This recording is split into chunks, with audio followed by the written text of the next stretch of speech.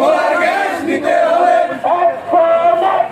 Direct action direct action gas ভোলায় চাই দাবি মোদের একটাই আমাদের দাবি আমাদের মেডিকেল কলেজ হলো না আমি জানি না, তবে আমাদের প্রাণের দাবি আর পুনার দাবি হলো এখানে অবিলম্বে একটি সরকারি মেডিকেল কলেজ যদি আসতে হয় ভোলাবাসী প্রত্যেকেরই উপকারী হবে, প্রত্যেক ডিস্ট্রিক্টেরই উপকার হবে, প্রত্যেক ডিস্ট্রিক্টের উপকার হবে আমি জানি। সুতরাং আমাদের দরকার একটি সরকারি মেডিকেল কলেজ। আরেকটি কথা হলো ওই গ্যাস আমাদের আবিষ্কৃত হয়েছে আপনারা জানেন, কিন্তু এটা প্রপার ইউটিলাইজেশন হচ্ছে না। এই যেভাবে গ্যাস এখান থেকে ইচ্ছে করে দিয়ে যাচ্ছে ট্রাকে করে বোতল করে, এটা দারুণ মারাত্মক একটা অবস্থা। আমাদের রাস্তাঘাট এবং ফেরির মাধ্যমে সেই গ্যাসটা হচ্ছে যে কোনো সময় একটা বিস্ফোরণ করতে পারে এবং সিএনজির একটি বিস্ফোরণকারী একটি বিরাট বড় বিস্ফোরণ। সুতরাং এই গ্যাস বলার ঘরে ঘরে বসে থাক, আমরা গ্যাস উৎপাদন করি অথচ আমরা আমাদের দেশে মানুষ গ্যাস পাবে না, এটা কেমন তোর কথা? সেটা একটি পূর্ণাঙ্গ মেডিকেল কলেজ চাই আমরা, সরকারি medical college, private medical college নয়।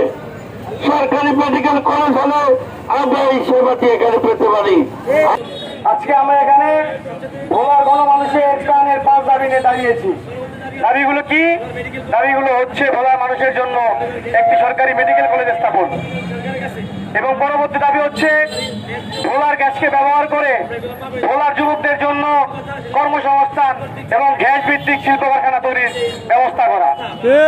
পরবর্তী দাবি হচ্ছে ভোলার গ্যাস ভোলার প্রত্যেকটি ঘরে ঘরে দেওয়ার নিশ্চয়তা প্রদান করা, ভোলাকে বাংলাদেশের অন্যান্য জেলার সাথে সংযুক্ত করার জন্য ভোলা বরিশাল সেতু নির্মাণ করা, এবং সর্বোপরি সবচেয়ে যে বড় দাবি সেটি হচ্ছে ভোলার গ্যাস পাচার বন্ধ করা।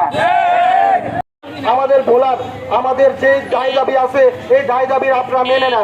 আমরা ভোলার মানুষ প্রত্যেকবারই আপনাদেরকে বলে যাচ্ছি যে ভোলা বরিশাল সেতু চাই, ভোলার গ্যাস ভোলায় চাই, ভোলা মেডিকেল কলেজ চাই।